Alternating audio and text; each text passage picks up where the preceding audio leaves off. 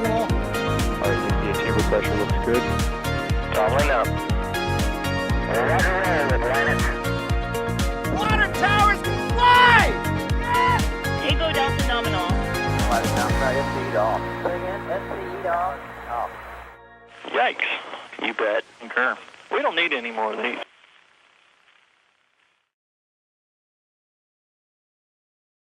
Well, good afternoon, everyone, and welcome to this week's episode of NSF Live, the show where we discuss spaceflight events, last week's spaceflight events coming up this week, and everything in between. I'm seeing a ton of 5x5s in the chat, so thank you to everyone for that, saying that you have good audio and good video. Now, speaking of video, as you can tell from the screen, and probably from the title as well, this week's episode is going to be a bit of a mega Starship episode. But don't worry, we're not going to be discussing just Starship. We have some other cool topics to bring up today as well. Now, I speak of us. So it's not just me, Ian Atkinson, but also I have two very talented co-hosts with me today as well. First off, we have Adrian. How are we doing, Adrian? Excited today? I'm always excited, and I love the energy you bring here. And right into the room. I'm really excited to talk about Starship and lots of more topics here. So yeah, looking forward to the next hour and a half. Yeah, absolutely. I'm very excited too because it's been busy for me. I've been having to catch up on Starship, so a lot of cool stuff to discuss happening in the past few weeks. Also, we have Chris Gebhardt, Assistant Managing Editor with NASASpaceflight. How are we doing today, Chris? We are doing just fine. How are you, Ian? Glad to hear. I am doing great. I'm on spring break. My brain is in energy-saving mode. So we're feeling great. But yeah, seeing still a lot of 5x5s in the chat. Everyone's very excited for a very Starship-rich episode today. But before we get to Starship, we have some other things. SpaceX, as we all know, doesn't just do Starship. They also do this thing called, what is it called? The Falcon 9 and Crew Dragon. But yeah, SpaceX launched the Crew 6 mission to the International Space Station just a few days ago, and it arrived there. Now, it seems that there were actually a few minor issues on this flight, Chris. So walk us through what exactly happened during Crew 6, and what were these issues they ran into? Yeah, well, first, let's just start with the actual good part of Crew 6, which was the successful liftoff of the Falcon 9 rocket with our 4 Crew 6 astronauts, and that they did successfully make it to the International Space Station dock and are currently there right now. This is video from the press site of the liftoff as it occurred on, oh gosh, it was early, my goodness, what calendar day was it? Early Friday, early Thursday morning was the liftoff, and then early Friday was the docking. After a successful ascent to orbit, though, and landing of booster 1078 on the drone ship, there was an initial indication that hook number 5 on Dragon, one of the hooks that actually latches onto the International Space Station and forms that hard dock between the two vehicles, there was some indication that it wasn't behaving properly during its initial checkout period. And then when they got to the International Space Station, there was indeed a sensor issue on that hook, and on the fly, literally, software workaround was needed from Mission Control Hawthorne that was uploaded to Dragon, and then they were able to get that hook and that sensor going the way they needed to, and they proceeded with docking. So docking was a little bit delayed from the planned timeline, but as I said, the crew did indeed make it. The capsule in question was Dragon Endeavour, making its 4th flight into space after successfully supporting Demo 2, Crew 2, and Axiom 1. This being its 4th flight, it is the fleet leader of the Dragon capsules. And on board during the ascent and cruise to the International Space Station were Commander Steve Bowen, pilot Woody Hoberg, and mission specialist Sultan Al-Niadi and Andrei Fedyaev of the United Arab Emirates and Roscosmos, respectively. And like I said, all of them now on the International Space Station after Endeavour docked to the Zenith port of the Harmony module.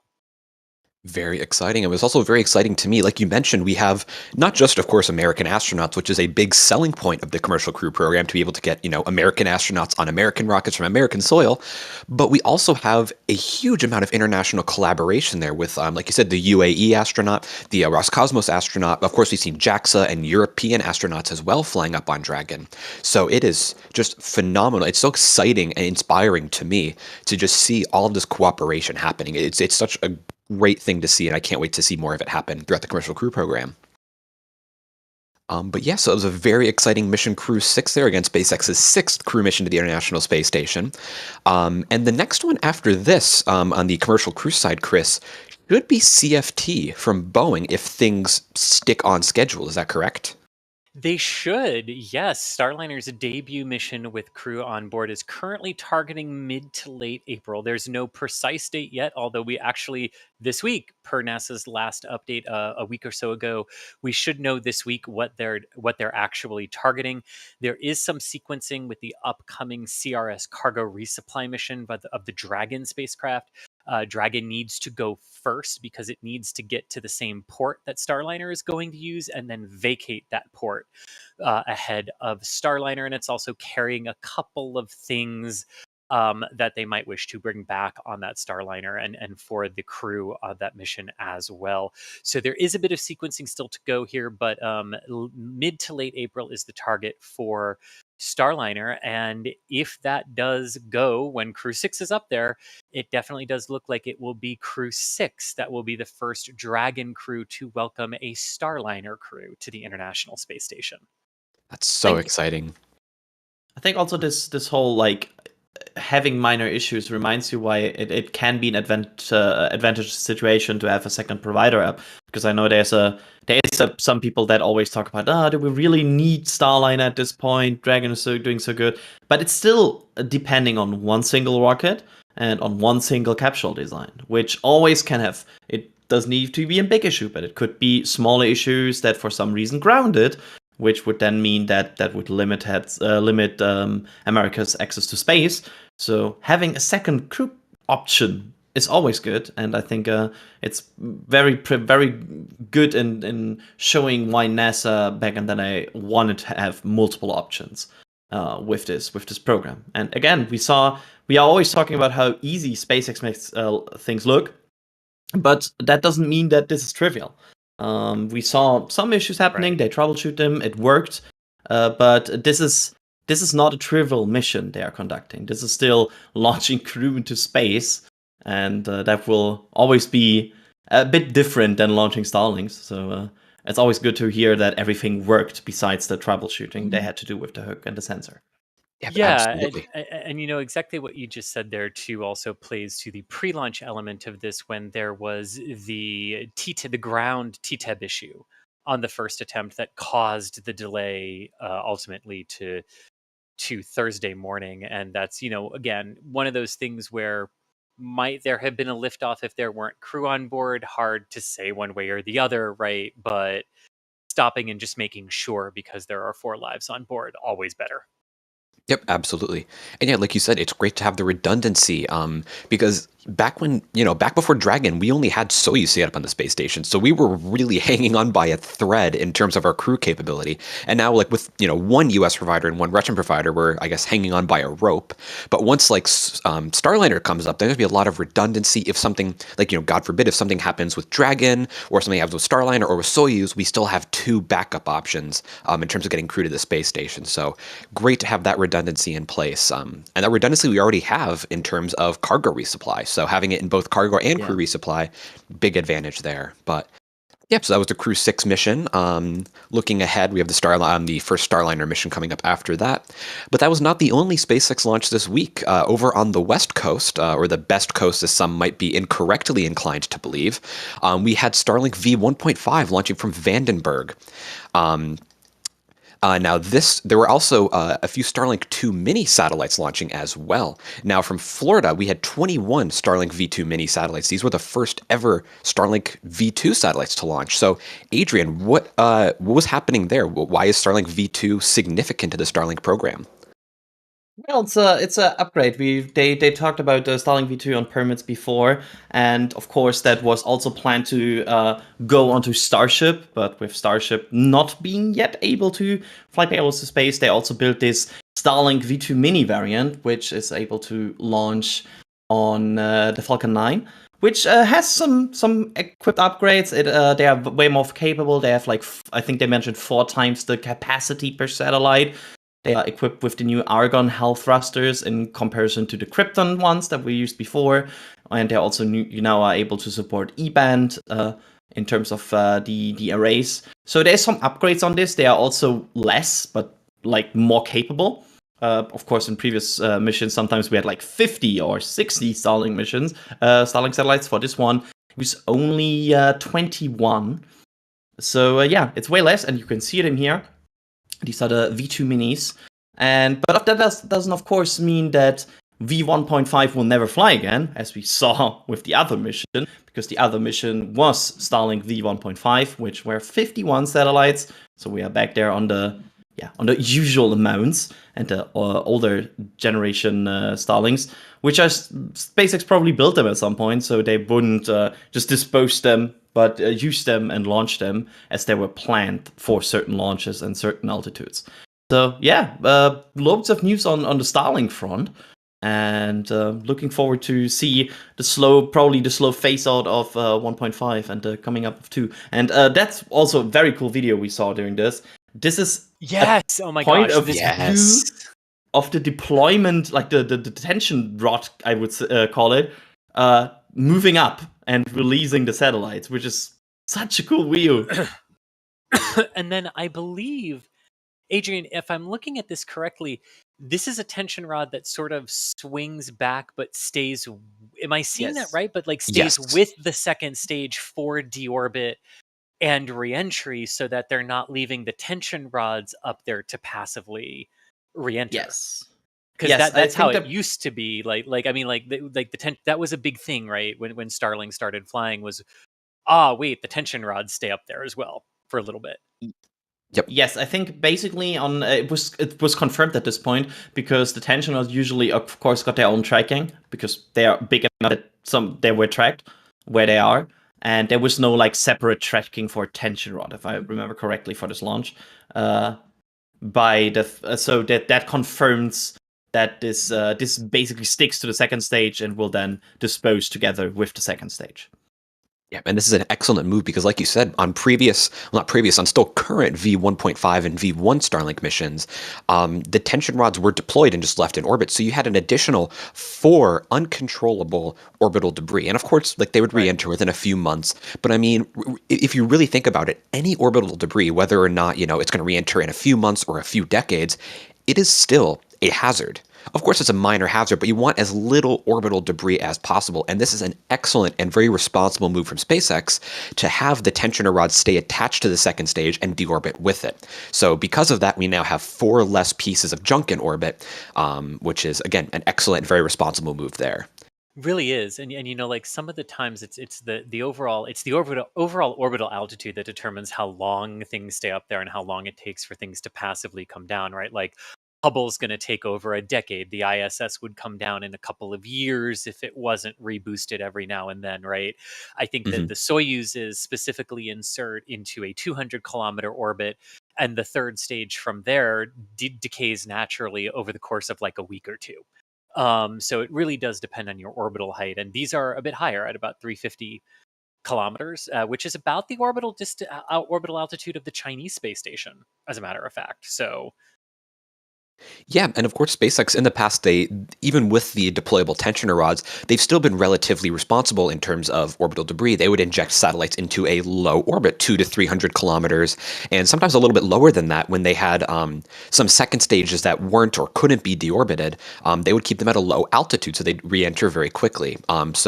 It's definitely setting a nice precedent that I think companies like Amazon and Telesat and all these other mega constellation companies really need to live up to in terms of being orbitally responsible, I guess. And then bonus, cool views. Oh, yes. This tremendous views here. Because, yeah, we were discussing this, I believe, in one of the back channels.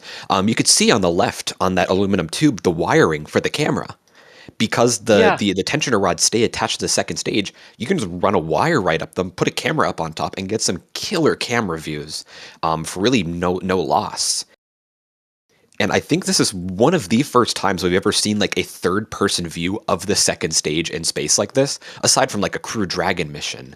But yes, still tremendous shots here from that. Yeah, because like a Starlink caught the second stage deorbiting, performing the deorbit burn at one point. But yeah, other than the picture that we got from Thomas Pesquet on Crew 2, I'm not.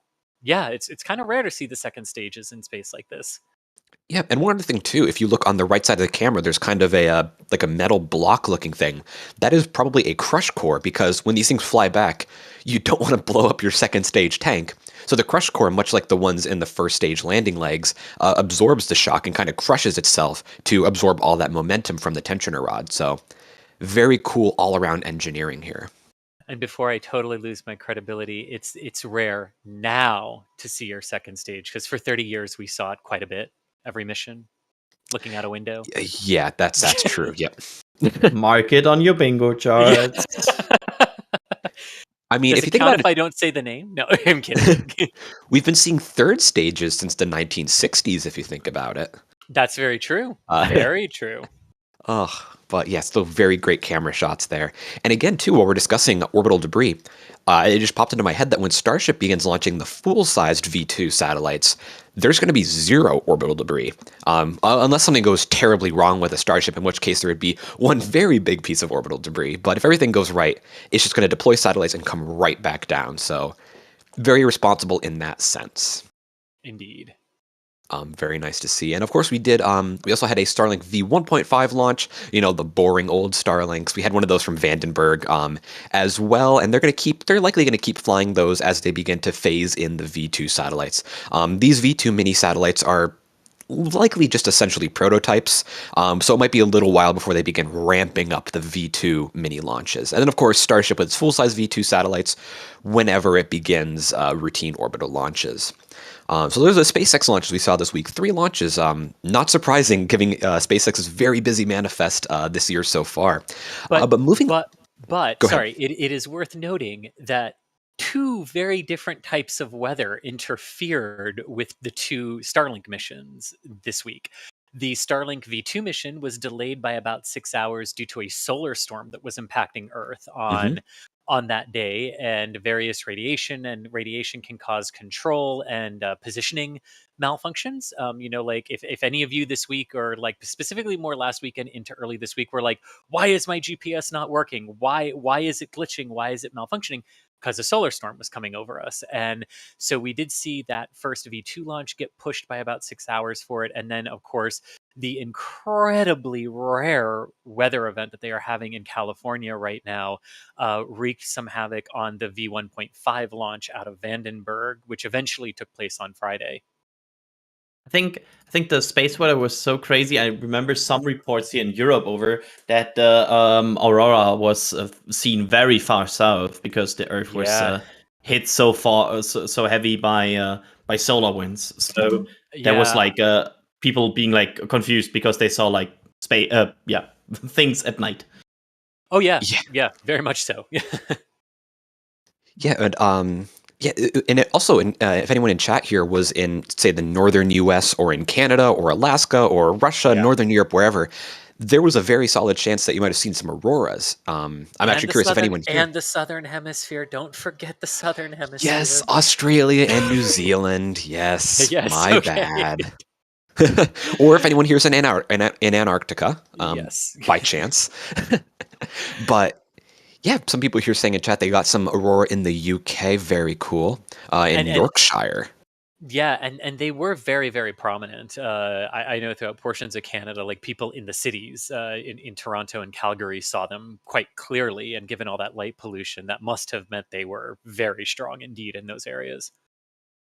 Yeah, I'm in Pennsylvania, so I think I was kind of like just a little bit too south. I tried looking out in the morning, but didn't see anything. Yeah, Ian just said Yorkshire. Oh no! Oh. Well, it's been a pleasure working with you guys. I'll see you when I see you. He. I'm sorry, everyone. He pronounced it Lord of the Rings style. I was literally about to say that. Yeah. I am a big Lord of the Rings fan, so I'm just like, oh, Shire, but it's Yorkshire. Yorkshire. I appreciate the accent too. Oh, I am absolutely fired. Chris B is typing in chat. There he comes. I will pack my bags and leave. Oh, amazing! Moksha. But another thing, just to round out the discussion on the solar activity, it is worth noting that the crew on board the International Space Station were absolutely fine during that event. Crews likely could have been traversing on Dragon during that time. I mean, they were originally set to launch, so they would have been en route to the International Space Station when the worst of it hit us on Monday, and they knew that ahead of time. A lot of that is because of the shielding that the ISS and Dragon have, but also because in low Earth orbit, you are greatly protected by Earth's magnetic field from these types of events. And it's sort of the channeling of that energy along the magnetic lines. And the magnetic lines are what protect us and our life, but it's that channeling of the energy along the magnetic lines into the poles that create the auroras that we see. So full circle, just had to bring that around. Excellent. Thank you, Chris. Science, yeah. Oh, going back real quick, Kevin here asking a very good question that I've actually been curious on myself. Do we have any information about the next Crew Dragon capsule, the last Crew Dragon capsule supposedly that SpaceX is going to be building? Have we heard anything about that besides, hey, we're building it? Any idea when it's going to be ready, Chris or Adrian? No, have not heard anything about when exactly it is going to be ready. It doesn't sound like it was one that they needed to rush into production because, oh no, there's a manifest problem coming. It didn't seem like anything like that. It just seemed like when they laid out the NASA and private missions that they've got planned and on the books, but haven't necessarily announced yet, that having that fifth one in the rotation what was necessary. And might I just say, I like a fleet of 5, but Yes. I'm Why? biased. Well, my favorite winged beauties. Yes. I wonder if there was Crazy an Buran Endeavor had in so that many, fleet. whatever. Oh, No, I mean, just thinking of it from an economics perspective, you also just run into a situation in SpaceX where these are low usage items. You don't use a crew capsule 20 times a year usually. So Right. at some point, you as SpaceX just want to make the decisions. Okay, we know there's at some point in the future there will be an end to the Falcon 9 program. It's probably still a good chunk away, but at some point it will be. From that point out, they don't need any more crew capsules for this specific rocket. So there's probably some person at SpaceX being like, okay, we want to use them 15 times. That means after talking about some numbers, you come up with, okay, we probably need 5 to support what we want to need, and then shut down the production line. So we don't support that production line anymore, which costs you money. So yeah. And having more sort of alleviates the work on the teams turning these vehicles around, right? Yes. So it's not necessarily, oh my gosh, we have to go because we only have 4 and we need 4. Now you're sort of, it's not a spare, but it's like another one that you can add in that can elongate the turnaround times of the other ones to help your teams. Yep, exactly. And another thing too is having that extra capsule means that in theory, each of the other capsules needs to perform one less flight or a few less flights over the course of their career. And while SpaceX, it seems the career life of these capsules is very much in flux. They're kind of figuring it out on the fly as the capsules, fly more and more. They inspect them rigorously. But it's going to be very helpful to SpaceX overall to have just that one extra capsule, just to give them a little extra buffer space here and there. Exactly. And one final question here regarding Crew Dragon while we're on the topic. Alberto here asking, any news about Polaris mission EVA suits? Have we heard anything about the training? And I believe, yes, we have, because Jared Isaacman, he's pretty active on Twitter, actually, when people ask him questions. But he said that they are going through final training right now, final certification with them. Should be ready to fly around this summer or so. But again, the EVA suits are we don't know exactly how modified. They're modified SpaceX IVA suits. So they're going to look very, very similar to the suits the crew launches in. But they're going through final certification, final testing right now, ahead of Polaris Dawn later this year. So very cool on that front. And before we move on to our next topic, I just want to run through a few of our super chats here. Some very generous people. We have a few gifted memberships as well. We have Jim Cavett here gifting a Red Team membership. Jerwa Westy III all gifting Red Team memberships. Thank you very much for your continued support. Andy Law here with 5 Red Team memberships gifted. Laurel Sagan has become a Padrat member, so welcome, Laurel. We hope you enjoy all the perks that come with it. And Jerwa here with 10 Red Team memberships. Stefan Batist here with a €2 super chat saying we need the Starship full stack plushies, and I could not agree more. I'm so excited to see those come out. Ian's ready for. I think we're all ready for them, right?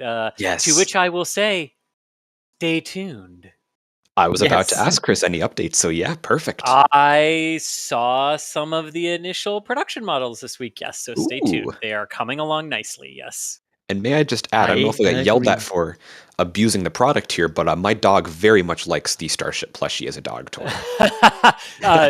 To be fair, we know a lot of people do have them as dog toys as well, including Space Padre, Renee and Jean and everything. So yeah, yep, Rachel excellent. and Jean, yeah.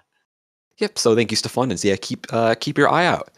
John Dopeker with $10 saying whoever needs coffee on launch. This is for whoever needs the coffee on launch day. They're gonna need it. I assume for Starship launch day. We're definitely gonna need some coffee there. It will be an easy and short stream. I think we go live like 45 minutes before liftoff, like usual, right? And I thought we do a T-5 minutes. We're cutting a little bit closer. Just as soon as we see like the deluge system, we spool it up, intro, and then send it. I just imagine this like, all right, and welcome to the live stream, and we have liftoff.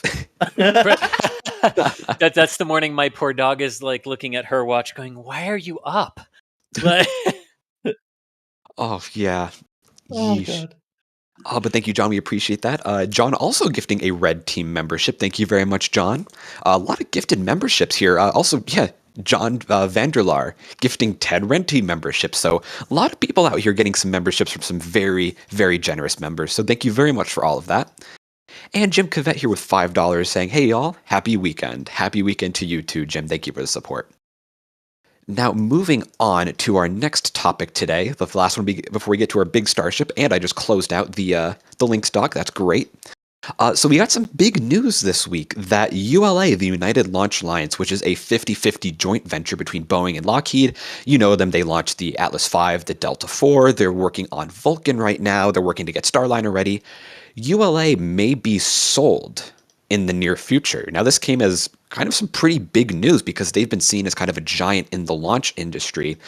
So, Chris, what did we see here with ULA being sold? Why is this big, and what can we look forward to seeing with this? Yeah, well, it's big for a couple of different reasons. And one is because they're a major launch provider. I mean, after SpaceX, it is them right now. So this was a little bit of a surprise to see, especially since Starliner is just about to fly on a United Launch Alliance rocket for the first time with a crew. The first time a crew will launch on a rocket named Atlas in 60 years.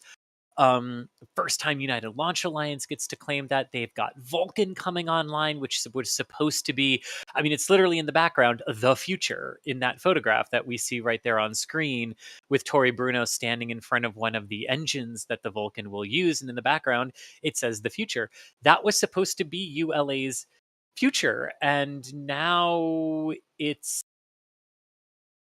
not. Now we don't really know what's in ULA's future aside from being sold, and it's a little bit puzzling in terms of the timing if it's not Lockheed Martin buying out Boeing. And this sort of leads into the overall discussion we're going to have about, who might be buying it, and we'll get into that a bit later. But, right now it really is puzzling timing from ULA's perspective.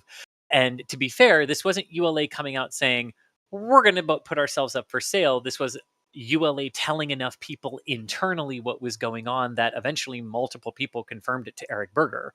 And then it got reported and it got out, which led to, I'm sure led to some meetings at ULA. But it's very weird timing, and I really found myself after this wondering if it had something to do with the NSSL Phase 3 announcement that came out a couple of weeks ago on February 16th, because that announcement basically said, hey, ULA and SpaceX, all of those block awards that you all got as part of Phase 2, where ULA got 60 and SpaceX got 40, all of those are up for rebid in Phase 3. You got to prove to us again that you can actually take them. And I'm wondering if having that certainty taken away eroded the financial stability of ULA enough where they said, we can't even wait for the success of Starliner and potentially the success of Vulcan here. So it's really odd timing. Now, who might be buying them? That's where this could make a little bit more sense. But Adrian, what were your first thoughts on that? Yeah, I think we are of course lacking fundamental information here to make a good and very educated call. So of course everything we say right now is based on what Eric Berger reported here and involves still a lot of uncertainty. What we I think can say, and that was my initial thought, is like, okay, one of the two ones out, and based on like financial reportings that they did in the past, and based on what they said in the past, I think the likely one that everybody instantly kind of moved to is Boeing probably wanting to go out. Yeah, that is the I think like the initial assumption, and then of course the obvious I think you touched on it before, Chris. The obvious idea would be, hey, the other partner, in this case Lockheed Martin, could buy out Boeing's share and become the sole owner of the United Launch Alliance. But according to the Eric Berger article, the Ars Technica article, they are basically approaching buyers. Potential buyers, and they are basically approaching people. That means for me that because you would initially have this conversation with your direct partner, and if they already are at that step, there might not be a clear picture and a clear path forward, because you wouldn't approach other buyers if you still have a clear path with your direct partner to just make this a very calm transition. So this means also there might very be true. So in the end, there might be people involved, and of course, there's one name that comes up here a lot with Jeff Bezos, with two potential companies he's involved in, because two names that are mentioned here is Amazon, and the other one is Blue Origin. So it's a very complicated picture right now, and yeah, that my initial thoughts are, man, I want to know more what's going on here. Yeah, and it's interesting because we've been seeing Boeing and Lockheed doing a lot of their own independent space activities. So one or either of them having ULA kind of under their belt to have their own launch capability might be a very useful asset. Like we've seen Boeing, of course, they have Starliner. They've been bidding for the HLS contracts. Lockheed has also been doing HLS contracts. They've been doing some other Earth orbit human crew activity interests as well. So there's a lot of possibility here. Of course, Blue can be thrown around too, but that kind of feels a bit more distant, if you would ask me. But it could. And Alex could, except Vulcan could be Blue Origin's stopgap until New Glenn is up and running. I get that, but also at the same time, I feel like we're about a year or two away from New Glenn coming up, which seems like a purchase of an entire company would be a very big stopgap to take. Could be. It could also eliminate competition for New Glenn. Also, Alex has proven that I am incompetent because I totally forgot that Lockheed does Orion and Boeing does SLS, which are some pretty big individual space products or individual space projects that they're both working on. So we know that ULA does supply the ICPS upper stage for the SLS. I don't know if/how that's really relevant here, but it just shows that Lockheed and Boeing are still very much in the space sector, even though their joint subsidiary, ULA, is as well. And Adrian, you're going to say something? Yeah, I think also the idea of Amazon is being thrown out, which of course is very much connected to the fact that there's Cooper launches booked on the ULA. And I think the Kuiper constellation. Oh, sorry, Kuiper, yes. And of course, that's a huge amount of money. that you have in these launch contracts. And I think there's also a situation where Amazon, which apparently, and from all we've seen so far, it's very much separated from Blue Origin. They have the same owner, but they seem very they don't seem very connected as of now. And it might be sense from an Amazon standpoint where they're like, okay, we know there's a rocket we can use coming up, which is New Glenn, but this will take some time to ramp up to really become a reliable and often launching vehicle. So you then move to a situation where you're like, okay, how can we reduce what we spend on the margin of others, which they right now do with financing launches for the ULA, and instead buy them to kind of bridge the time before Blue Origin comes up with New Glenn fully and have a launch cadence for that.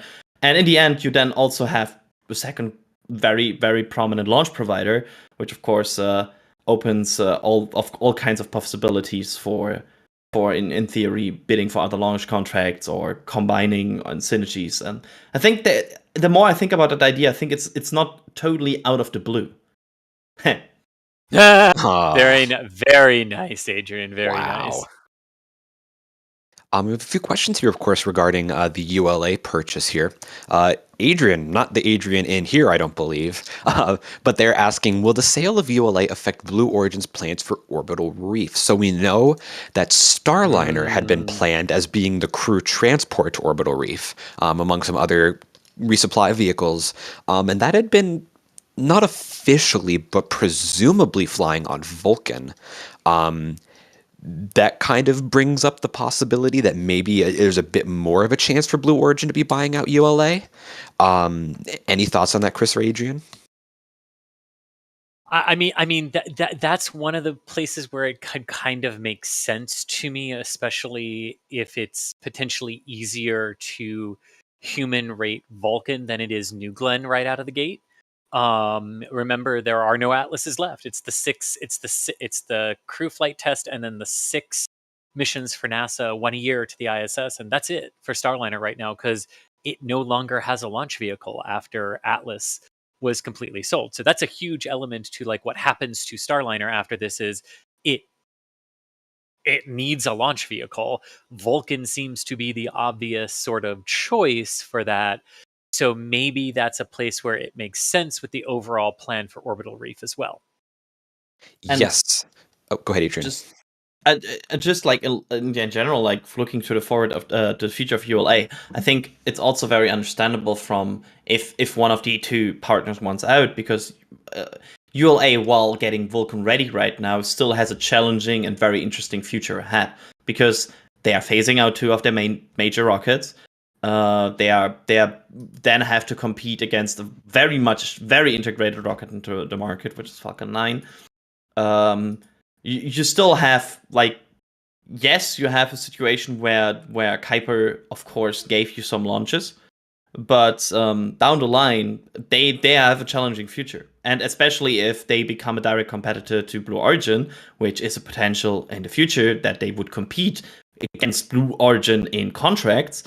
You then have a situation where one of your direct competitors can make up the price of your engines, and with that can influence the price of your rockets.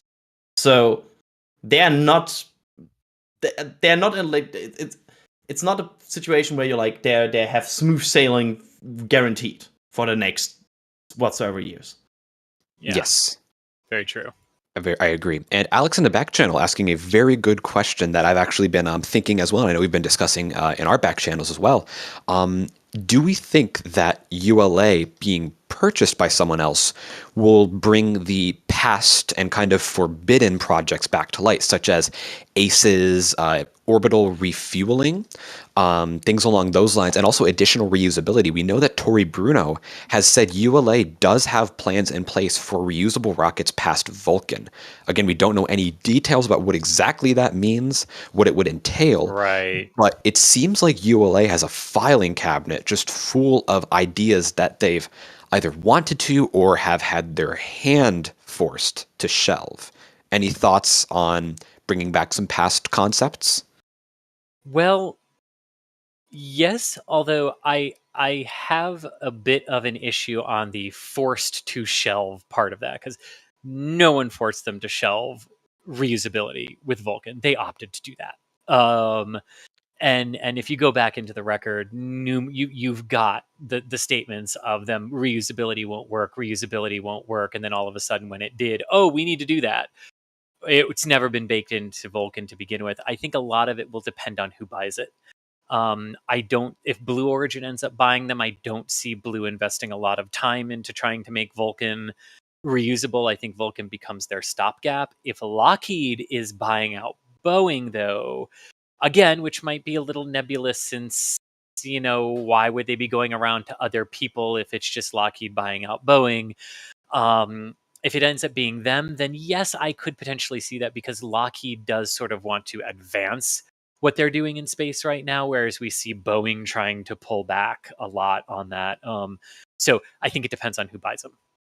Yes, And absolutely. also, this whole situation of being not very being not a fan of reusability like 10 years ago, or like even 5 years ago, is a very common theme we have seen in a lot of these almost like defense contractors, some of part of them. I mean, I'm European after all, so I know that talk about reusability won't work, and now there's a reusability program to get a reusable rocket, which we should have started like 10 years ago.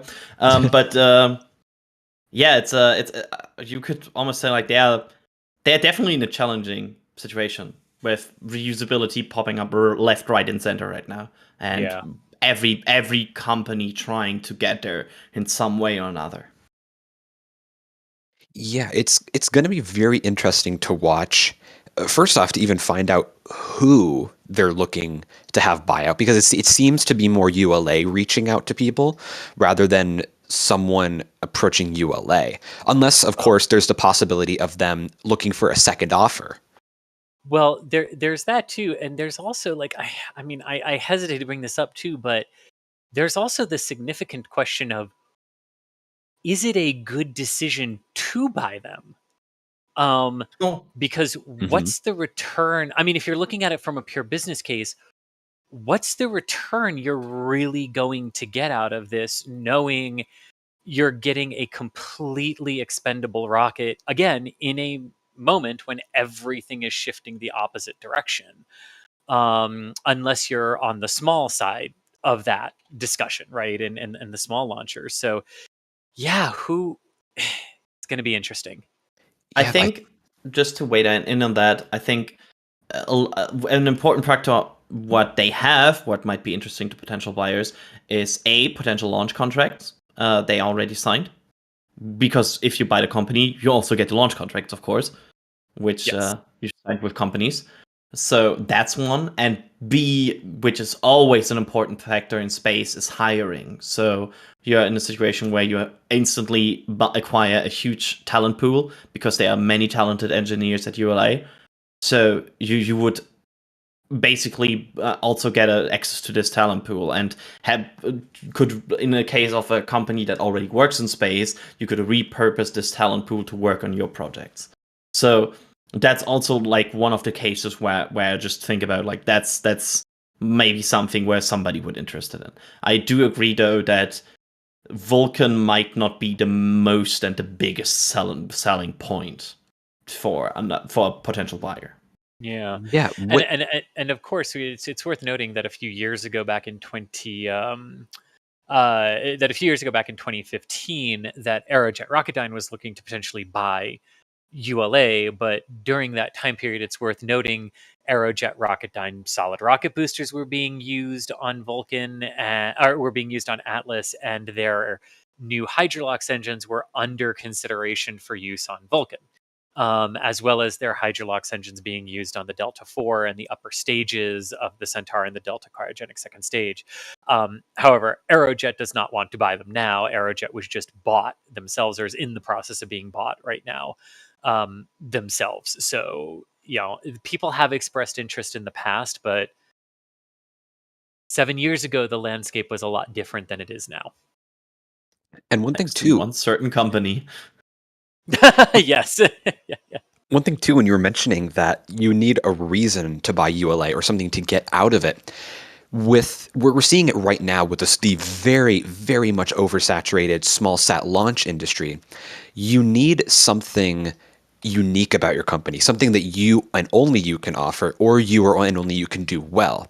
ULA back in the early 2000s, their thing was, hey, we are the American medium launch company. If you want to launch something from America on a medium class Right. rocket, we are it. SpaceX then came along and ULA said, okay, we have reliability. We are extremely reliable. We will get you a launch on time because SpaceX was very prone to delays. Then as Block 5 started to come about, they're kind of losing their footing there, and their own, because Block 5 is so reliable, they need to find something, and a future owner will need to find something to make ULA unique, be that on-orbit refueling, which how long would that be unique for? I don't know. But something along those lines you need. And later this year, it might not be unique if SpaceX Yeah. has anything to say about it, because they need to get that up and running for Starship and for the Artemis program. Exactly. So they're going to need to make a big change to the Vulcan rocket or bring a new rocket altogether, because SpaceX, the Falcon 9 and Falcon Heavy, already have a very, very firm footing in the launch industry. You're also going to be having New Glenn coming along. You're going to have Neutron coming along. You're going to have Terran R coming along, all within the next 3 or so years. So they need to find their unique selling point, and they need to master it, because that is really the only way you're going to compete with the SpaceXs of the world and with the few contracts that, New Glenn is going to get and Neutron are going to get. Right. They need to get unique. But yeah, it's going to be very interesting to see what happens there. And unless you guys have anything else to talk about, I think we've talked about this I have one long more. enough. Hit me with it. And it's just like a quick mention, because I had the opportunity to write about the rocket industry moving to reusability a few days ago for NASASpaceflight. So after the stream, if you want to have a read, I will just link this in chat, because it's an overview of about, hey, these companies are moving to reusability. That's their goals. That's where they're moving, and that's why they might move. And I think it's very related to this. So I wanted to point this out while we talk about this. So yeah. I'm doing a shameless plug for my own work here. I'm sorry. All good, Adrian. So I believe Shameless plug accepted and approved. Hey, you heard it from the boss himself. You're good, Adrian. Oh, yeah, but on that note, so yeah, ULA may be being sold. We're going to have to wait and see exactly who is looking to buy it, exactly how it goes, and what that means for the future of ULA and the launch industry overall. But everyone should still be excited for Starliner and Vulcan. Now moving on. Beyond excited for both of those, yes. And no matter what happens, it's going to be exciting to watch. Now, while we're discussing the future of the spaceflight industry... Well, maybe no matter what happens with Vulcan, we definitely want Starliner to be successful. Yes, we want Starliner to launch multiple crew missions to the space station and beyond. But while we're discussing the future of the launch industry and things that will be very exciting to see and very powerful rockets, I feel like we've been staring at one for a little while now. So let's move on to Starship now, shall we? So it's been a week of preparations, cleanups, getting ready for the orbital flight test. And man, I don't know about you guys, but it is starting to feel very real. Yes. Like it's not even at the point. Go ahead, Chris. I'm sorry. There's a delay. I didn't mean to interrupt you. Go ahead. All good. I was just going to say, of course we've seen the testing. We know that they're done with most of the major testing on the vehicles. Now they're cleaning up the site. They're moving away Ship 25 and Ship 26 to get them away from the launch site and keep them safe. They are now reinforcing and shielding the orbital launch mount. It is starting to feel very real. And there's a live shot right there. You can see they're installing these paneling on the side to protect all of the GSE, all of the plumbing and the pressurization equipment. You could see an umbrella there, someone probably doing some welding or some other kind of metal work there. But yeah, final preps. And look at all the scaffolding. This is just a mess, a flurry of work going on here at the orbital launch site to get ready. And of course, we have the star of the show is still on the mount, Booster 7 itself. So yeah, great things happening down there. Chris, Adrian, any big things you wanted to bring up before we dive into our list of things we have? So this has the feeling to me, and of course the two systems are radically different, so you got to walk through the logic of this with me. This is beginning to feel like when SLS rolled out of the VAB after the first hurricane, and went to take the pad for the November launch window that she actually lifted off in. It's a little bit different because Starship rolls out individually. It doesn't roll out fully stacked. So, the ship still needs to come back out. But that preparing the launch pad, like, man, like that's the moment when you've got to admit that it feels real. It does, and that is a perfect allegory there. And it's at this point, like right when SLS first rolled out, it took a week or two for it to really hit me that, oh my God, it is actually about to happen. Like, we are very, very close to launch. And of course, the schedule is very much in flux, and I'm going to be honest, this was a complete shock to me. March seems reasonable for a launch time. Still, and sitting at March 5th, it still does. I know. It really does. And of course, there's always possibility of delays, be it from the FAA side, from the vehicle readiness side. But there is undoubtedly the potential for a March launch right now. And at the end of last year, I was like, May is the earliest. I bet it is going to be May at the absolute earliest. And they have really knocked out. They've hit the ground running this year in terms of getting the testing going on this vehicle. They've hit their stride and finally kind of got into a bit of a rhythm of how to process hardware, how to get reliable schedules. And it is so exciting to see. Well, it really is. And like, this is the timing. This is the moment that we really needed this to happen. And I'm going to take this solely from the Artemis program's perspective. Yes, there's a whole lot more to Starship than just that. But that is the critical thing, right? That is the thing that NASA and the government are looking at, that has received funding to be ready for Artemis 3. And of course, whenever Artemis 3 is ready is a whole different story, and not willing to say what element is the long pole on that just yet. But, there's so much that still needs to happen, that getting into this early flight posture in Q1 of the year allows for the potential for multiple flights this year, and potentially, maybe late this year, early next year, that demonstration of the depot on orbit. Yes. Which is massively critical to the Artemis program and to Starship overall, because that's how you get 100 metric tons anywhere in the solar system. It's really like in these moments when you connect Starship to the Artemis program, where you notice what a tremendous effort right now goes into making this program, because you have, of course, SLS, which is it's the obvious one you would think about regarding Artemis. But then you have Starship, and then you have like 15 countries in the EU who are working on hardware for Artemis. You have like so many states in the US who are working on different hardware for Artemis, and you have so many lines that are connecting to these launches that are flowing together and making this ready. And it's like it's crazy to see, and it's crazy to keep track of, because there's so much to track for these Artemis launches. Yeah, and I've really kind of had a bit of an epiphany right now while you were talking, because Starship, I mean, we discussed this many times. Starship is the other Artemis rocket. We have two Artemis rockets that have very much, like, not, of course, not exactly equal, but like they have kind of equal roles in the Artemis program. But really, this is kind of going back into the 50s and the 60s with the initial concepts of the lunar landing program, where they would launch the crew and the lander separately and have them meet up. Now, this is actually pretty different from that, because they're meeting up in lunar orbit rather than in Earth orbit. But it's just kind of cool to me to see all of this come back around, and we're going back to a proposal from the 50s and 60s on how to get people back to the moon. And man, that just makes me so excited, because Starship is a moon rocket right now. That's pretty much what it is. The Mars landings, we know, have kind of, for lack of a better term, been put on the back burner. We know Gwen Shotwell has said they're looking to the early 2030s now to send crew to Mars. Not too much of a shock if you really think about it, but Starship's role over the next few years, of course, besides from commercial launches and Starlink launches, is going to be a moon rocket, sending a lander to the moon, potentially cargo missions to Gateway, depending on what happens with Dragon XL. We've heard absolutely nothing about Dragon XL recently. I would sort of say to that, we haven't heard a lot about it, and we also haven't heard a lot about Gateway.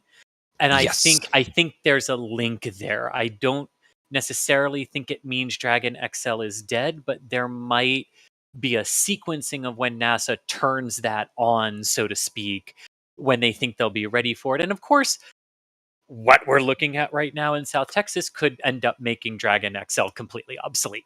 So we shall see. But it's not surprising to me that we haven't heard a lot about Dragon XL recently.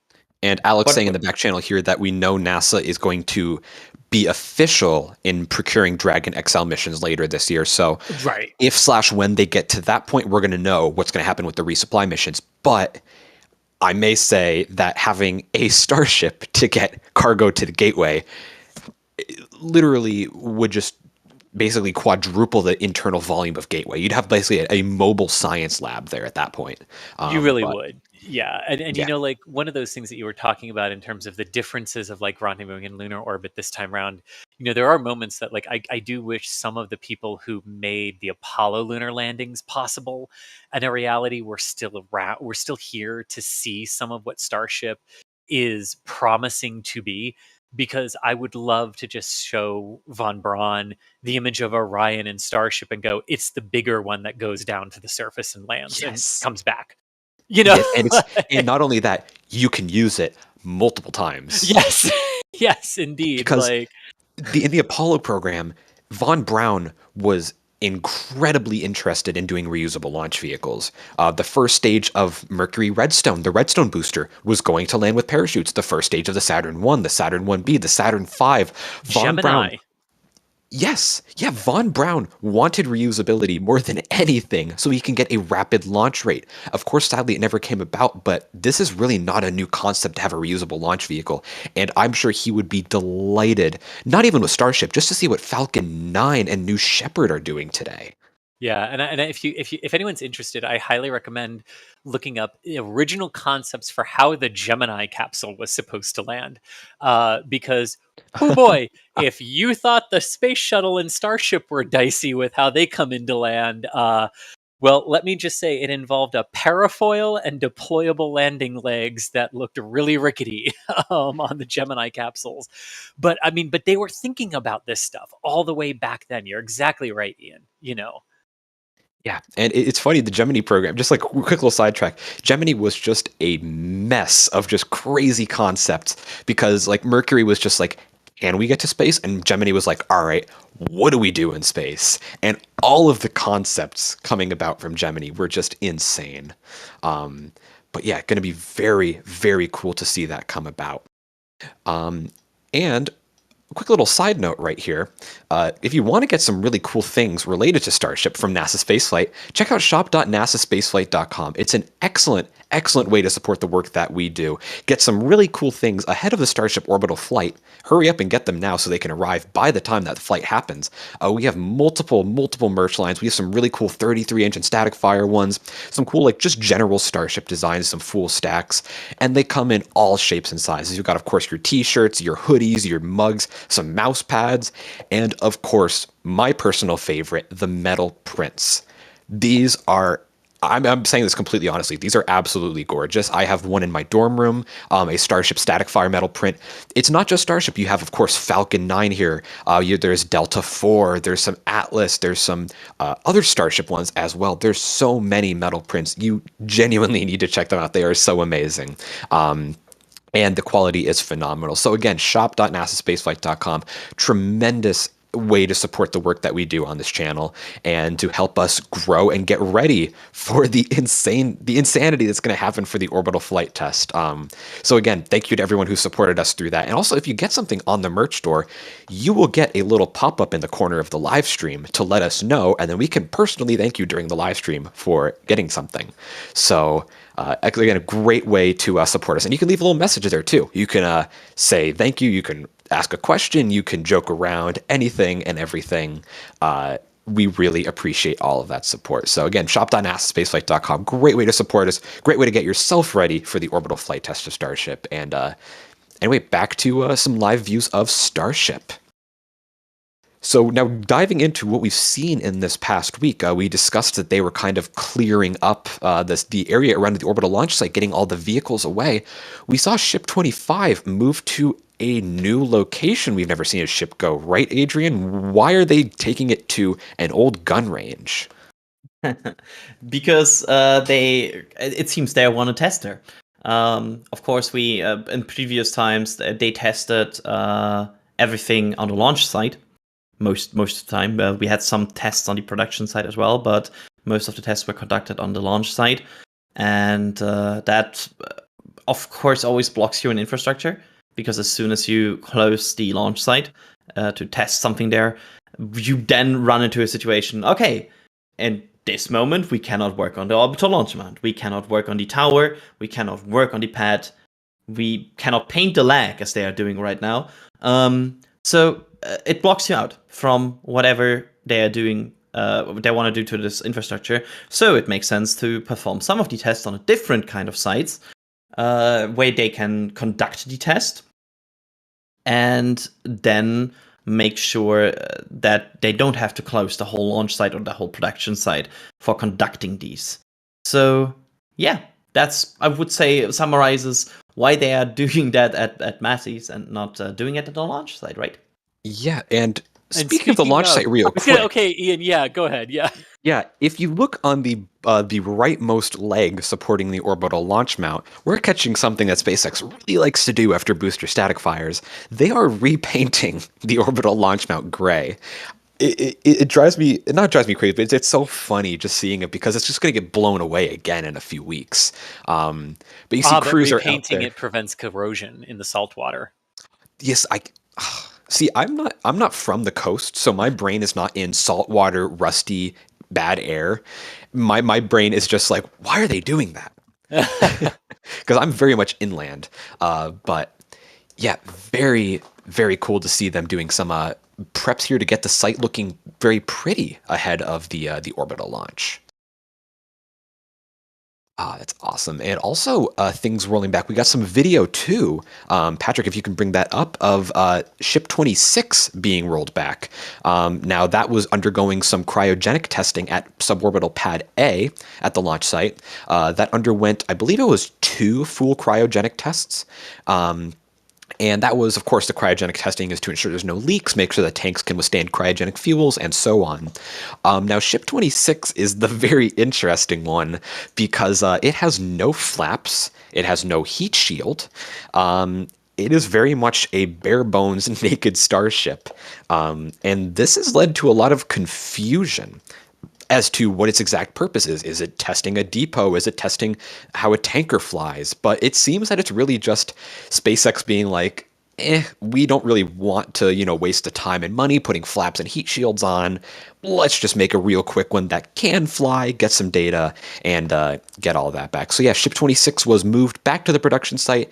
It's going to undergo some final work, getting the Raptors put on, some final flight instrumentation, and things like that. But Adrian, also, in the high bay, there's something else in there, another naked Starship. What are we looking at there on that screen? Me just quickly, before I say that, I want to quickly mention that regarding this tanker discussion, because I always found it very interesting that people talked about tanker during 426, but I was confused by that because you would also reuse a tanker, right? You wouldn't throw away a tanker, so it also would have aerodynamic surfaces. So Yeah. that was always an interesting point for me, because there was a lot of talk about, like, hey, it might be a tanker. And I was like, but that would have flaps. Mm-hmm. So that was just a topic that bugged me about there. If I'm being completely correct, that is Ship 27, right? That is that is in the high bay right now. I kind of lost track on the numbers, I have to admit. Yeah, and we got Ship 27 there in the high bay. That has a Starlink deployer. Now, Ship 26 does not have one. Ship 24 and 25 do have ones, but they were closed off. So Ship 27 has, at least at the moment, a potentially useful Starlink deployers. So maybe if 27 does end up flying, maybe we could see the first Starlink satellites flying on that. But we got a nice view here in the high bay, and according to Alex, we have ship 26 in the front, and back in the corner we have ship 27. So very busy there in the high bay, and I believe Booster 9, that's in the mega bay right now, right? So that's yes, yep, Booster 9 is in there. And Booster 10 is coming together on the left side, is that correct? There's so much happening. It's so tough to keep it all together and organized at this time. Yep, that's half of Booster 10. So a lot of ships there at the production site. We also have ship 28's nose cone, I believe, on the bottom right. There is so much happening down there. Very, very exciting to see all of it coming together. We're going to dive into some questions here while we have several coming up in the queue. Lyle, because we were just talking about the orbital launch site, saying, what happened to the planned second launch pad and launch tower at Boca Chica? So we know they plan to have, orbital pad A, orbital pad B to get a very high flight rate going. Chris, is there any definite reason or any reason that you think that they have not begun construction on the second pad yet? I think it's just a focus on getting the overall system up and running, and then assessing what you need and where. Absolutely. Yeah, it definitely seems like their construction crews are very much, because the first orbital pad at Boca Chica right now is still not ready to support an orbital flight. So it seems like they have all of their ground crews going 110%, or sorry, 104.5% on the first orbital launch pad down there. So very exciting to see. Yeah, and to be fair too, like we've seen continued changes to the first one as the designs continue to mature. So in a lot of ways, it does make sense to hold off on building number 2 until you know exactly what it needs to be, because that saves you time and it saves you money. Yeah, yep, exactly.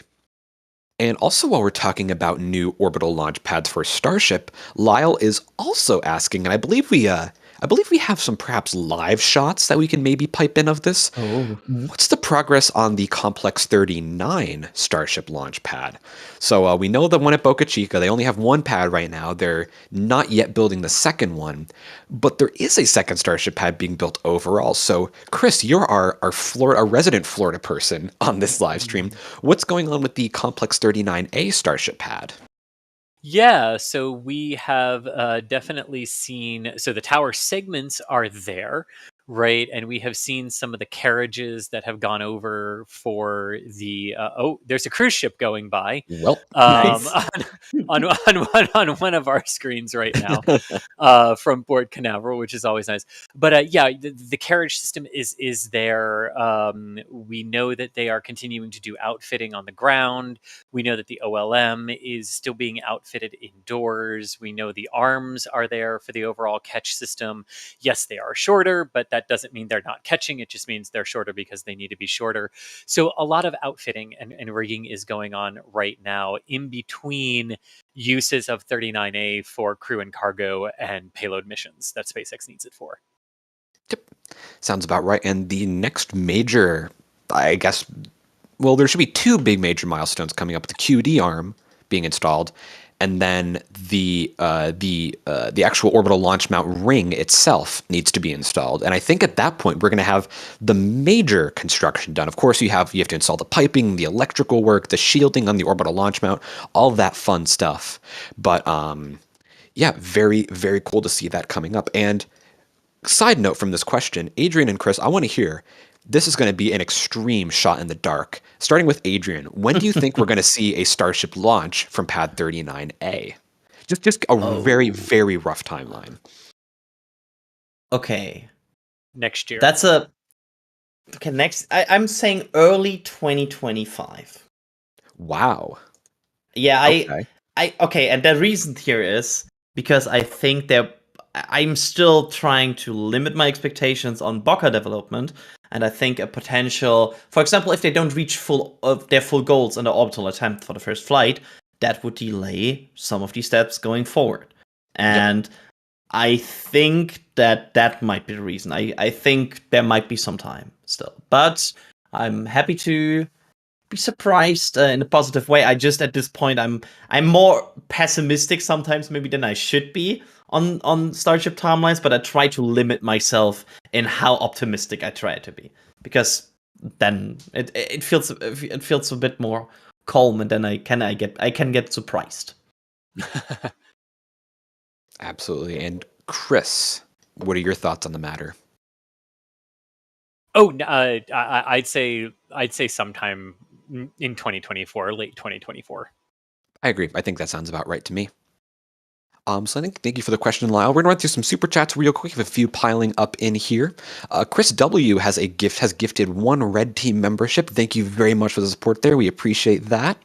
Robert Foster is flying from London to Austin tomorrow. They're spending a month in Texas hoping to see Starship fly. They're wishing us luck, and maybe we'll see them at the launch. Maybe we will, Robert. We wish you the best of luck, obviously, in seeing the orbital launch. Of course, the schedule is very fluid, and anything may happen at any time, but at the very least, you're going to see some vehicles down at Boca Chica, and I think that in itself is very, very exciting. So thank you very much for that £5 super chat. And Ross here has bought something from the store saying a merch pie in the face at Starbase. Yeah, unfortunately, we don't have anyone here on camera to get merch pied with that little merch order notification, but thank you very much, Ross. We appreciate your support there. Taco 1011 here with $5 Canadian saying, forgive them if it's been asked, but will ship 25, when will ship 24 be moved back to the launch site? This week, next week? Adrian, any guesses or any insight there? I think the likely answer is close to launch. I think it's a very high item on the "oh my god, get excited" button. As soon as you see ship 24 being moved to the launch site and being stacked on this booster, I think that's the time where you wouldn't that's my time when I wouldn't close any streams anymore, because that's the time where I want to see everything that is going on here and just observe, because it will be the final stack, and it feels to me like they would only stack if they are basically having closed out both vehicles. So they are individually, they are fine. And once you're signing off both vehicles on an individual scale, then you would stack. And then you would make one final investigation into, is the full stack fine? Did anything break? And as soon as that's done, they wouldn't. And again, we are basically 99% sure this is the final stack. This is we have no indication whatsoever to expect one more destacking for launch as of this point, unless something breaks, because there's no major testing we would expect at this point. And as Patrick actually pointing out very good in the back channel here, they also removed the crane hooks from the ship. There's a lot of things there that indicate they are moving into the final preparation. So as soon as this ship is on this booster, I'm getting very nervous. Honestly, me too. And especially like you said, without the crane attachment points, that is a very, very big step there to show that, hey, we're not going to be lifting this thing with a crane anymore. And it's what chopsticks. else? Exactly, the chopsticks will be able to lift it. So it's going to be a very big step there. And yeah, I'm very glad that there's no data cap limit at Penn State, because I'm going to be having live streams open 24/7. So I'm definitely going to be. Oh, of course, of course. I'm going to have Space Coast Live. Exactly. There you go. Name them. Yeah, I'm going to have Space Coast Live, or 24/7 live view from Kennedy Space Center. I'm also going to have Starbase Live, our 24/7 live view of cameras all around Starbase, Boca Chica, and Texas, miles and miles around. And of course, I'll be checking in every now and then on our McGregor Live 24/7 live stream, checking in on any Raptor firings, mini Merlin firings, Stage 1 or Stage 2 firings down at SpaceX McGregor. Yeah, shoutouts to McGregor Live, by the way, at this point, because there's no thing on this planet that more often knocked me out of my chair. Because sometimes, so I have our streams usually running over the day when I'm working, and then sometimes I forget I have them running. So McGregor has the tendency to be very quiet until it isn't anymore. Speaking of McGregor, we're now taking a live look at it. You can see a methane flare stack that is going, but other than that, all quiet at McGregor right now, and no tests have so far been recorded today. But definitely McGregor Live, definitely one to keep an eye on, because yeah, when those engines do fire on some of the tests that they do, it is spectacular. Yep, and it And is you have a to say it week, just like that. Yeah. Like and it's a weekend, so it would not be too surprising if they're very, very low on the tests today. But tomorrow they should be getting right back into it on a Monday. But yeah, some beautiful shots here, and like you said, Chris, it's very quiet out there because they're in the middle of nowhere. McGregor is a very small town outside of Waco, Texas. For anyone who's unaware, it's about central Texas. And I mean, you could see in our central camera here, the wide shot showing all of the facilities across McGregor. We're looking across a farm field. Like, that's where we are right now. There Yeah. are cow fields, there are crop fields, and SpaceX, I believe it's like a legal requirement because they have so much land out there. Any unused flat grassland needs to be farmed out. I think it's like some Texas law or something along those lines. So if you watch, if you're an L2 member and you get access to our occasional McGregor flyovers, you can actually see there is just farmland all around here, right next to the test stand. Farmland. It is middle of nowhere down there in McGregor. And I mean, as someone who's been there myself, it is gorgeous down there. I love it. that's why we call Also, them the rocket cows. Yes, yes. At night, there are also sometimes animals like coyotes. I think I'm not sure. Like some howling animal. Oh, there is are at night. coyotes. Yes, there Yes, are because coyotes some- in Texas. Sometimes at night you suddenly like hear coyotes closer to the microphone, and you're like, "Where's this coming from?" Oh, Is it coming from my house? yeah. But It's like, there's- what is happening outside? Oh wait. Well, that's what I Oh, wait, thought. you one live in time, and Germany. I live in I live in a city, and there were coyotes coming through the neighborhood about a month ago, and like I found proof that one had been in our backyard. What? Yes. Yes. So for a few weeks, I was very nervous and went outside first before letting Starbuck outside. Yes. Wow. That's concerning. But yes, yeah. So like the fact that they're here, the point of that was not a tangent. It was to show that yes, they're not really spooked by people. They're not really animals that will tend to stay away from civilization if the food source is driving them to that particular area. That's very interesting.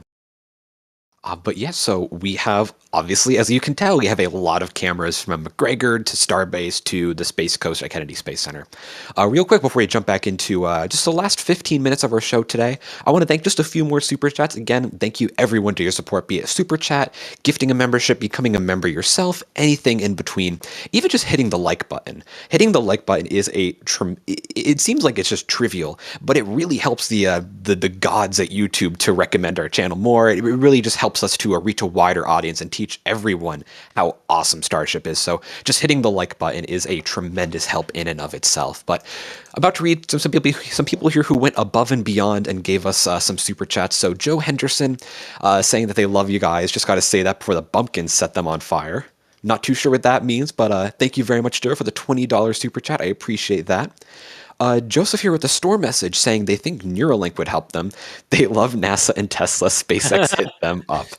Oh, love to see that. I think they're beginning human trials in like a year or two, which is crazy to think about. But yeah, Joseph, thank you for the support there.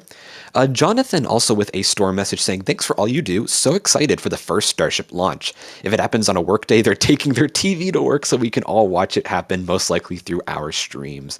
Thank you, Jonathan. We appreciate that. And yeah, my brain just can't Very even good. process that we're about to see a orbital flight of Starship. But thank you for the support, Jonathan. And Jerry with become a PadRat member. Thank you very much, Jerry. We appreciate that. JSR Better saying, how big is the Falcon 9 fleet? I think they're sitting around 15 boosters or so right now. That's definitely an Alex question out of anyone here. Maybe Adrian? No, I would basically. I know Alex has like a handy tracking spreadsheet for these boosters, so he's probably like just opening He's that right typing? now. Yeah. Yep. Yeah, he's That answer is coming. I'm glad he's not on this live stream because I feel like he'd be about to list every single mission that every booster has done. He doesn't. Oh, but okay. He So this doesn't might take. track them. Wow. Well, Alex, you know your task for the weekend. But yeah, JSR, about 15 Boo. boosters No. or so. Thank you, Alex. Thanks as always, Alex. So thank you for support, JSR. Rankley saying they were stationed at Fort Hood next to Waco in the 90s, and they had open cattle ranges on post. They are very tame. Yeah, it's everywhere down there. It's just pure farmland.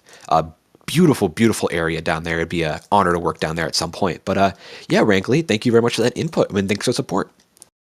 And Jim Cavett, another regular, just saying, thanks, y'all, with a $10 super chat. Thanks, Jim. We appreciate all of your support today. And the Vedic, with this a $3 super chat, no message, but thank you so much anyway for that. We really appreciate all of your support. Again, I say it all the time, but making streams like this possible. Now, diving back into a few questions. Again, we're discussing the orbital flight and some preparations necessary ahead of the flight. Do we think there will be another wet dress rehearsal that's going to be performed before the launch? Any thoughts there from anyone, as in the necessity for that? Well, So far, there. oh, go ahead. I could see two different answers to this.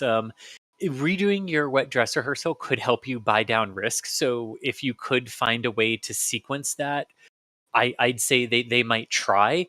But when you do a wet dress rehearsal, you have to completely evacuate the launch area. You have to completely evacuate a safety zone around the vehicle. It's smaller since you're not igniting engines, but it does sort of bring work around the orbital site to a stop. So as long as they can afford that in the schedule, if they opt to do it, I think they would. However, I think a lot of what we're going to see in terms of testing are more of the make the FAA happy tests from here to liftoff to get the launch license.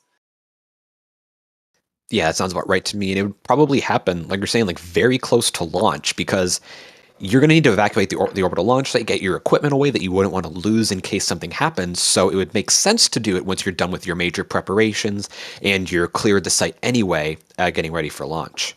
So we're going to have to see. We would get notices, of course, on evacuations and things like that. That would give us a heads up as to if they're actually doing anything there. Let's see, from Richard here asking, how many flights do we think will happen before Starship becomes crew rated? And the thing is, SpaceX has answered that for us. SpaceX has said they want to do dozens, if not hundreds, of Starship launches uncrewed before they have any crew members aboard. And that sounds like a lot, but if you think about it, the way Starship is being planned out to be rapidly reusable, fly, each ship a few times a week or whatever, that doesn't seem that unreasonable that within, a few years, they should start to get close to that milestone. So yeah, and I think the other big thing with that, Ian, is it's not necessarily just how it flies, specifically on the landing portion of that. It is the immense need to rely on the Raptor engines working consistently and reliably every single time. Because the other part to this is there is not a launch abort system sitting at the top of this thing to yank the crew module away. This is very much like the space shuttle, where it is an intact landing is what you need for your crew. yes. So in that regard, their plan makes total sense. Dozens, if not hundreds. Yep. Yep, and the good advantage that Starship has over the space shuttle, and Chris, forgive me for just saying the phrase that I just said, but the one really big advantage it does have over the shuttle is it can launch, at least from the get-go, uncrewed. So they can get they can get absolute metric tons of data on how the vehicle performs, how to optimize it, how to tweak things, make things safer. And of course with the shuttle, on the first mission where they flew John Young and Bob Crippen, they did a tremendous amount of testing, both on the shuttle vehicle, on the test stands, everything like that. So they were very much prepared. Well, according to Wayne Hale, even with all of that testing, the actual loss of crew and vehicle number on STS-1 was 1 in 9. You just reminded me of that. Yeah, so I'm going to retract what I just said and say they are very lucky nothing happened on the first few flights. But anyway, with Starship, they'll be able to launch, of course, in this capability, launching payloads uncrewed, but also, of course, launching the crew version of Starship uncrewed. And that's actually what's going to be happening on the HLS program. They're going to be launching, of course, the HLS Starship uncrewed. So it's a very, very safe system where they don't even need to be crew rated for launch for the HLS program at this point. So they're going to get a lot of data. It's going to be a lot of flights until they get even close to think about crew rating Starship.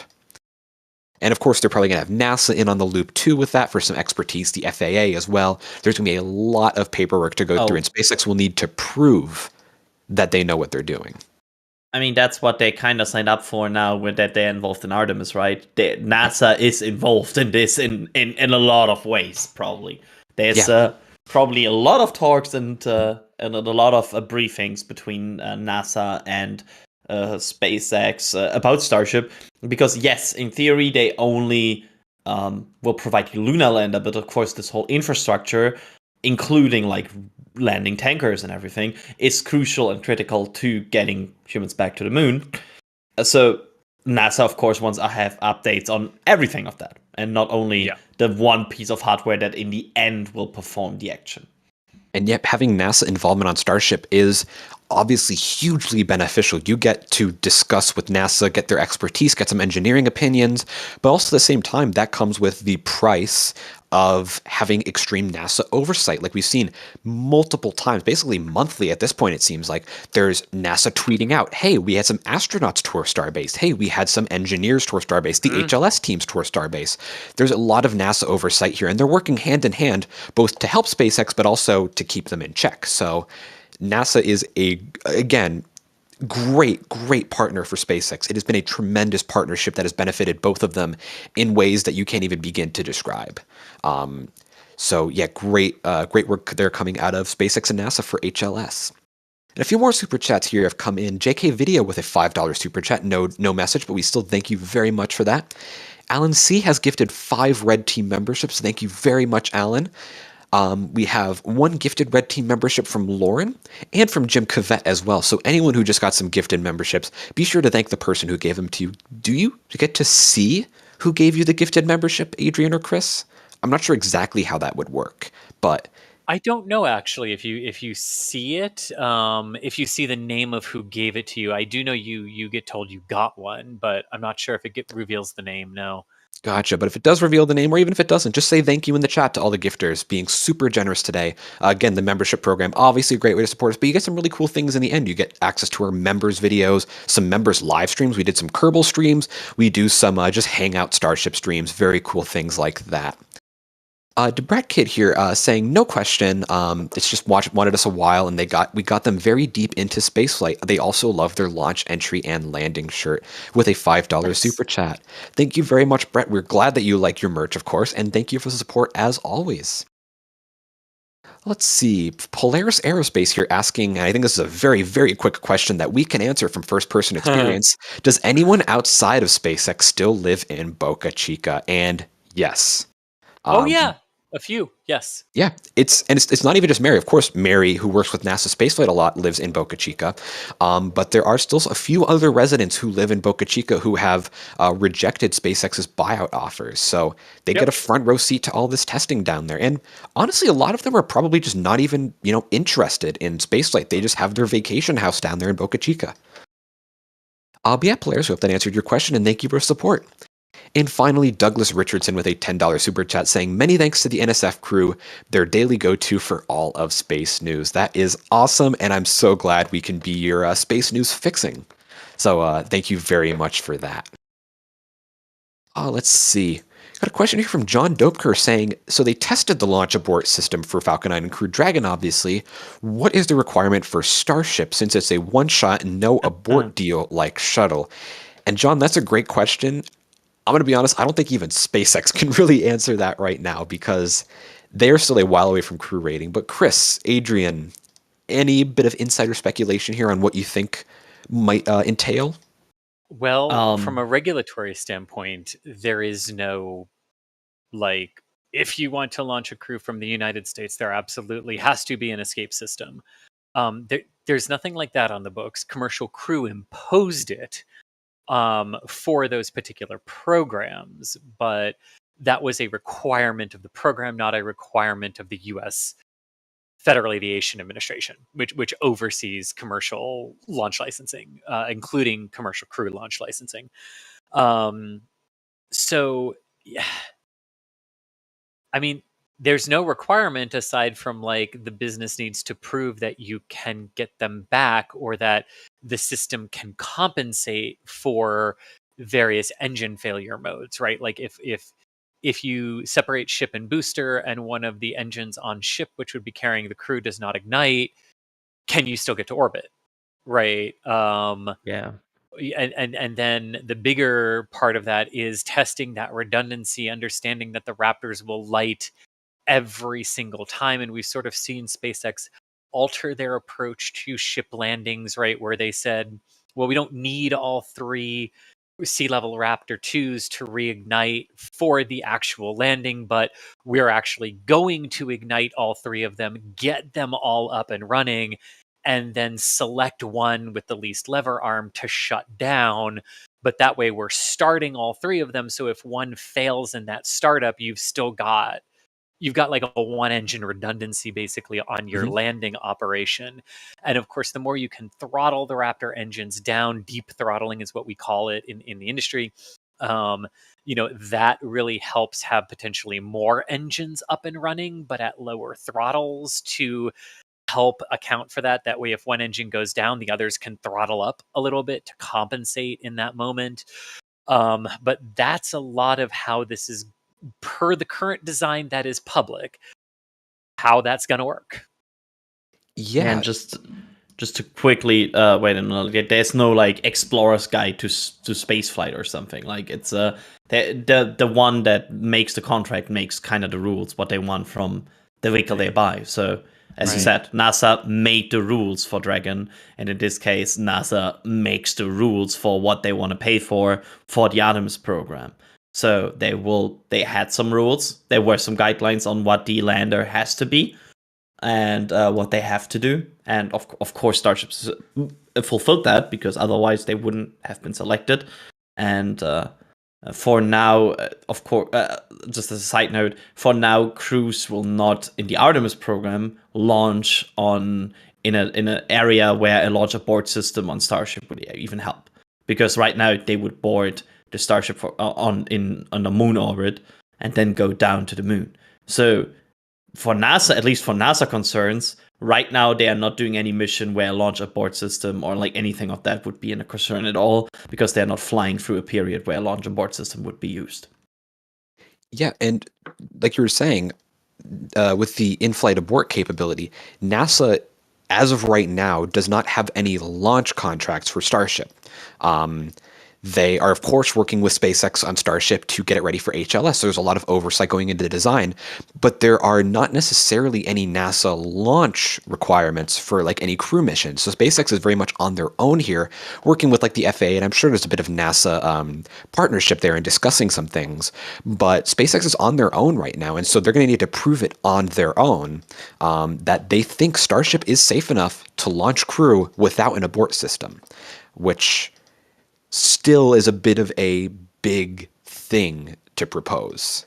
But again, we're going to have to watch. That is many years away from being relevant. So we're going to have to watch over the next few years, see what happens, what SpaceX announces, any potential NASA partnerships, things along those lines. We're going to have to wait and see. Were you going to say something, Chris? Yeah, just that, I think, the sort of trepidation you hear in all of our voices is sort of the trepidation the entire industry has, but I think a lot of that needs to be placed into the context of, were there flaws with the space shuttle? Yes. Were they unsolvable flaws? Not necessarily. After Columbia, we got scared of it and we just threw it away. And this is SpaceX trying to come back and go, okay, no. Just because the first iteration of this had flaws doesn't mean you go, oh, okay, well, we're never doing that again. It means you look at the system, you look at what it did well, you look at what we had with it, the amazing crew and cargo capability uplift of that vehicle, right? The ability to go together, the ability to do servicing missions. How do you get all of that back, but better with the lessons learned? And I would very much argue we're looking at the business end of it right now, sitting on the launch pad in Texas. Yeah, absolutely. This is in some ways Shuttle 2.0. Yes. In pretty much every way, this is Shuttle 2.0, literally taking lessons from NASA in heat shield development, in how to build your vehicle, how to design your vehicle. This is Shuttle 2.0 essentially, and it has. We would not be sitting here had the space shuttle not been developed. Starship is absolutely sitting on the shoulders of giants, both the shuttle and of course some Apollo here and there. But yeah, they've taken a lot of the, I guess, not necessarily the flaws, but the shortcomings of the space shuttle, and are trying to, get the design even better. And I'm so excited to see it finally happening. So on that note, I think that's going to bring us to the end of our show today. I have one quick super chat here that I want to get from Wolfram, $10 super chat saying, programming note, no Kerbals were injured too much during the production of this stream. Absolutely, you got to say that. Be very safe. Only a few Kerbals were injured. Well, the fact thank you, that Wolfram. Well, the fact that what we see behind the scenes when we're all speaking are our avatars and Ian's is a Kerbal, that's kind of funny. Like, Yeah, I love that. But thank you, Wolfram. We appreciate the support. And we thank you, everyone who's super chatted, liked, gifted memberships, things along those lines. All of that is super beneficial to the live streams. And thank you especially to our launch directors and flight engineers, the people who have gone above and beyond, to give us some extremely, extremely generous support and really, really make these streams possible. Give us all these amazing camera views, all these videos that are coming out. In fact, we have some new videos coming out later today if you stay tuned. But yeah, thank you again to everyone, all of our launch directors, flight engineers, all of our members, super chatters, likers, and viewers, of course, all of you. And one real quick super chat here from Jonathan Muntz, $10 saying, do we see more Shuttle or Saturn V in Starship? And I think it's just Both. a perfect hybrid. I think what do you think, Chris? it's got both. I mean, Absolutely. it's got the increased throw capacity of the Saturn V, coupled with the ultimate beginning dream of the shuttle, which was full reusability. Yes, absolutely. I think Starship is Saturn's shuttle. I'm going to say that and leave that there and move on. So yeah, again, thank you everyone for watching and supporting us. And also, if you want to catch these live streams, if you miss an NSF Live, we have NSF Live in podcast form, coming out anywhere where you can find your favorite podcast. We're on Spotify, I believe we're on Apple Music, Apple Podcasts, whatever Apple's podcast thing is. I don't use Apple products, but yeah, NSF Live in podcast form, available anywhere where you get your favorite podcasts. So be sure to check that out. And I think that's really all that we have for you this week. So again, thank you for tuning in. As always, we really appreciate the fact that all of you, over 3,000 of you, showed up this Sunday for us to just babble on about rockets. So always great to have all of you here. And we also do have regular podcast episodes with our featured videos, and as well as Spaceflight this week. So a wide variety of podcasts out there. Just look up NSF Live or NASASpaceflight on Spotify, anywhere you get your favorite podcasts. That way you can be entertained when you're stuck in traffic. Exactly. Absolutely. I always love my podcast while I'm driving. So anyway, everyone, thank you again for showing up this week. We had, for this week's episode of NSF Live, all my great co-hosts here. Adrian, thank you for showing up this weekend. Thanks for having me, and as always, thanks to all of our people behind the scenes, like our chat moderators and SBL staff and Instagram and Facebook people. Thank you also for supporting us. Absolutely. And thank you as well, Chris Gebhardt, for showing up today for NSF Live. Oh, my absolute pleasure, Ian and Adrian and everyone listening. Thank you so much for joining us each week. My absolute pleasure to be here. Absolutely. And likewise, I'm Ian Atkinson with NASASpaceflight. Great to tune in this week. Thank you everyone for watching. We hope you have a great rest of your weekend. Have a happy and safe coming week. And we will see you next Sunday. Later, nerds.